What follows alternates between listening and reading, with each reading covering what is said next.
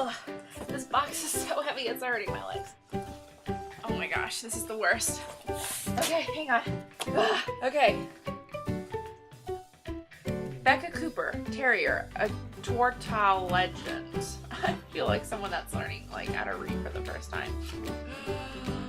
Oh my god, there's so many books. What is this, you guys?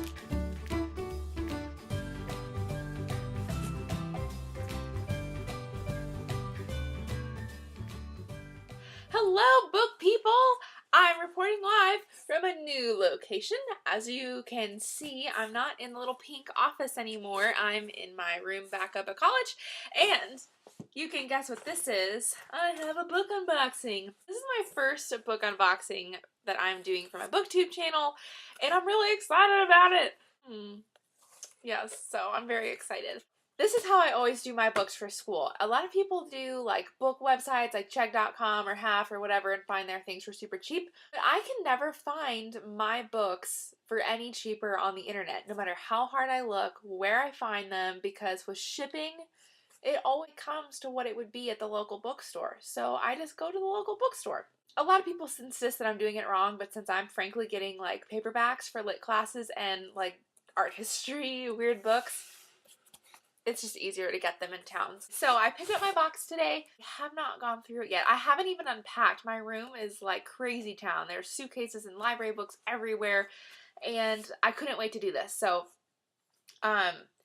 yes, the only book I've seen is the one on top because she opened it to make sure it was my box. And the books in this box are going to be some combination of books for my English classes this semester. I'm taking literature of American Romanticism.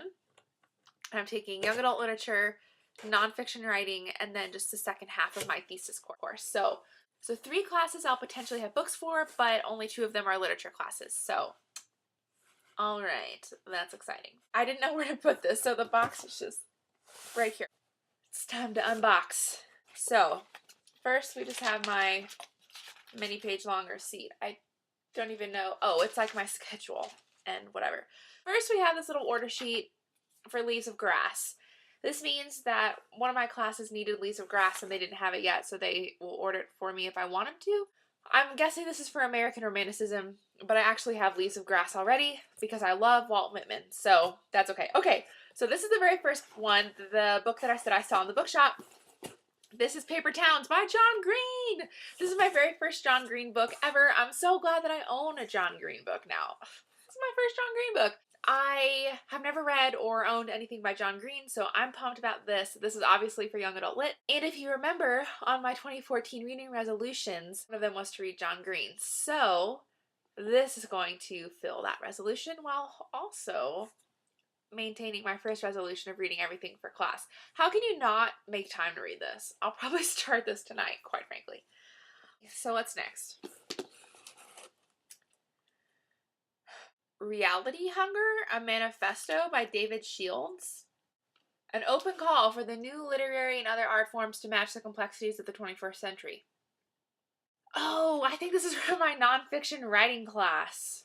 I think. Okay, I literally don't even know like what books go with each class. I'm just like making educated guesses. Hopefully by now I can discern between American Romanticism and young adult literature, but these other things, I don't really know what they go with. I don't have any books for my thesis because it's just researching and doing the writing. I'm pretty much thinking this is a book for nonfiction writing. I'll let you know after class starts. Ooh, this looks cool. The Lifespan of a Fact by John D'Agata author, Jim Finnegal, fact checker. This one is definitely for nonfiction writing. The tagline on the back is, "How negotiable is a fact in nonfiction?" So, I am terrible at creative writing. It's, oh man, I am like so amazed by people that can creatively write for fun and are good at it. Like, wow, you guys, I can't do that. Give me some books and a bibliography and I'll make it sound nice. I can do a good book report. I can do a good research, but I'm not good at creative writing. So I had to take a writing class to fill my major, and obviously I signed up for nonfiction writing. Way easier. Also for that class, critical approaches. Oh, this is for young adult lit. Critical approaches to young adult literature. So I guess this is the textbook that accompanies all the novels. Already? Ooh, Nathaniel Hawthorne's Tales. This is great because I was sitting over the weekend trying to remember who the great American romanticists are as far as literature, and I didn't get much farther than Walt Whitman, and I felt kind of dumb, but I'm really looking forward to this class. I love romanticism kind of as a movement across multiple fields. So, cool. Well, you know, we all kind of did the typical intro to Nathaniel Hawthorne in high school, but mine was terrible. I had the worst teacher ever. Here's to a better second time around with Nathaniel Hawthorne. Okay, I lied. I did see this one in the bookshop too. Water for Elephants by Sarah Grun. This is also for young adult lit. I'm assuming. I mean, it's probably not for romanticism. I don't really know. I have a copy of this. I took it from my grandpa once upon a time. So if I had known that before I came up to school, I wouldn't have bought it. But that's okay because it's supposed to be good. I've never read it, so I'll just read this, sell back this copy, and then I have a nice newer one at home. I've heard this is like totally sad, but totally good. I look forward to that. Oh my gosh. This is incredible. This little super fatty Edgar. Oh my gosh, the complete tales and poems of Edgar Allan Poe. What's this? Ooh, I've heard of this. Okay. The Absolutely True Diary of a Part-Time Indian by Sherman Alexie. This is for young adults. Yeah. Oh my god.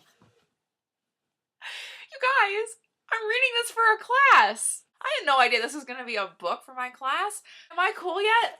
I have my own copy of Divergent by Veronica Roth. If you refer to my 2014 book resolutions, you'll note that I had this on there as something to read for a couple reasons. One, because I have never read dystopian sci-fi typey things, and it's not really my cup of tea. That's why I've never sat down to read it. It feels so nice in my hands. It's like paperweight. It's like a nice toothed paper. It smells good too. Excellent. I'm a little nervous, to be honest, but I see this all over BookTube, so yay! What else? Oh my gosh, Mom and Dad. This is a thing. Here we go. Gonna read Moby Dick. It's so tiny. It's okay, it smells really nice. In my family, Moby Dick is the #1 eye roller of all of literature. I actually did a critical essay on a critical essay of this that was put on Rookie. If any of you read Rookie Mag online, it's Tavi Gevinson's awesome, like, kind of girl power website. Tavi and Ira Glass from NPR worked together a lot, and they did like a goofy thing on Moby Dick. And I really liked their take on Moby Dick. I so don't know how I feel about this. I remember from my days on the Scholar Bowl team that the first line is "Call me Ishmael." We're gonna think positive. Moby Dick is not gonna take me forever. Moby Dick is not gonna take me forever. Moby Dick is not gonna take me forever. Moby Dick is not gonna take me forever. There, I tapped it out. Did I get 2 copies of this? I'm so confused. I got 2 copies of this. What's next? Okay. Oh my god. Not again.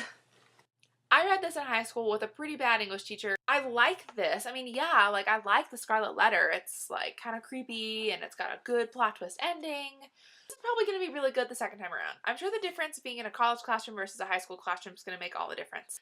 Man, it's like Nathaniel Hawthorne town. Also, okay, so I have this portable Thoreau, and I can't see my bookshelf because I have so much stuff. Yeah, I have a copy of this too. This is a really nice book though. Yes, okay. So I have a lot of my dad's books from when he was in college, and I have 2 copies of this nonfiction textbook, so I'll take those back. And at the end of the semester, I'll take back Water for Elephants. Oh, and probably The Scarlet Letter. Normally, I don't return books. Like, you know, I buy them cheap, I buy them used, and then like, a lot of people will sell them back. I don't. Part of it is because with, you know, my English books, it's not like you don't make a lot off of them, but also it's because I like to add to my library. Oh, what was that? Oh, okay. Scarlet Letter. Done and done. Nathaniel Hawthorne, The House of the Seven Gables. I have heard of this. I'm excited about it. Oh, just my neighbors. Okay. What is all this? Oh dear. Tamora Pierce, Becca Cooper. Any of you guys know about this? What is this? Okay. Ooh, look how pretty the pages are. Oh, I like that. There's nice little frames, some nice decorative elements there. I well knew the rules to follow with our training dogs. Speak when you're spoken to. Keep out of the way. Obey all orders. Get killed on your own time. So I know nothing about this book. It looks like, not like historical fiction, but not... Oh, it's a fantasy book. I love it when there's like fantasy worlds and there's fantasy maps. Frankly, I envision everything in my head to follow the layout I've created for Middle Earth. Hobbit was the first book that I read that was like forever ago that had like a map associated with it. And I studied that map so hard as if it would like make a difference. Question, do you guys study the maps that accompany like fantasy realms? Does it make a difference to you? I would love to know that question. What you guys have to think about that. So yeah, the first map I have in my mind is Middle Earth. The second one is Narnia. Otherwise, maps, it makes no difference to me. I don't know if that's a bad thing or not. Alright, so this is the very last book. This is called Stitches, a Memoir by David Small. And it is a graphic novel. Ooh. Oh, wow. Man, I should have brought up that comic book about comics books I mentioned in my December TBR. I don't remember. Wow, this is this is like the most books I've ever had for a semester ever. Okay, so it's 16 books came in this box. One of them was a duplicate of itself. One of them I already have here, conveniently, my Thoreau book. And then one of them was the duplicate, Water for Elephants. So I have a copy at home, but now I have this here. So like I said, there's not really a good way of figuring out what books you're going to need for your class beforehand. The bookstore doesn't even really know until they're able to fill the orders. So I don't mind. What are you guys reading right now? What are you reading for class? Anything good? Let me know. Also, have any of you heard of this? Tamora Pierce, Rebecca Cooper? All right. I'm going to go spend some quality time accepting the fact that I'm going to be reading Moby Dick probably in like 3 nights this semester. What was the worst book you ever had to read for class? Let me know. All right. For now, happy book unboxing, book reading. Have a good one. I'll see you on the flippity flip.